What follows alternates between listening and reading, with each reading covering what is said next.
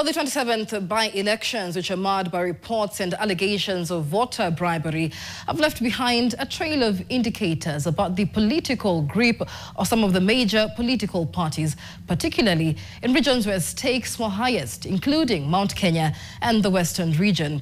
This is according to political analysts who have dismissed the popularity reflected by the by-election results, where UDA scooped more seats in razor-thin margins against opponents, including DCP, a party barely a year old, but still managed to scoop some seats. And TV's Victor Ngaruya now reports. During the campaign period leading up to the 27th November 2025 by-elections, political tensions escalated between the ruling UDA party and the united opposition, with both sides trading accusations of engaging in electoral malpractices, voter bribery being the most prominent. Tunafikiria watu ni wajinga. Atuwapatie pesa wasaliti mtoto yao. The amount of resources this administration has used in this by-election is incredible. Absolutely incredible. Even on voting day, some candidates lamented voter bribery right to the very end. Kuna chama hapa ambayo ilikuwa inatuletea vurugu kidogo, wamejaribu kuhonga watu pesa, wamejaribu kutuletea guns, lakini au na hiyo mambo yao yote hawakufaulu. This raises a critical question. If these allegations are true, why would candidates and their parties risk violating the Electoral Code of Conduct, risking fines and even disqualification? Political analysts now say the struggle pushing some into such conduct during the by-elections may be directly tied to the 2027 general election. UDA would involve itself because it has been losing popularity nationally, and more so in Mount Kenya region.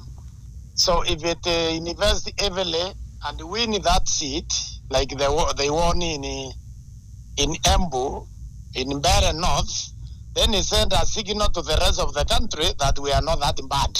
The project is ongoing. In some of the most fiercely contested regions, such as Mbeere North, UDA's Leonard Mudende narrowly defeated Newton Kariuki of the Democratic Party with a razor-thin margin of 494 votes.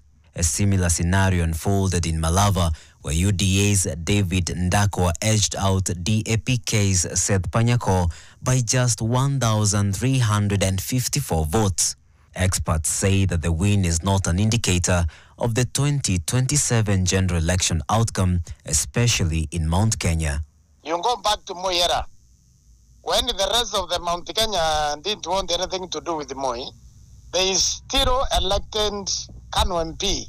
Justin Muturi was elected on the Kano ticket, but in the election, they voted 100% against Moi. So this will be the same thing. However, this does not offer comfort to the opposition, which now faces the task of questioning the IEBC over these concerns.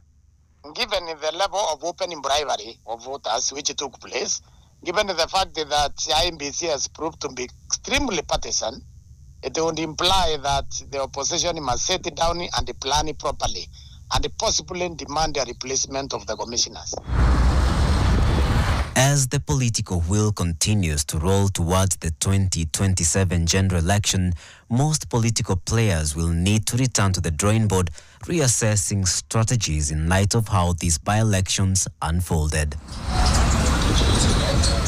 Victor Ngaruya, NTV.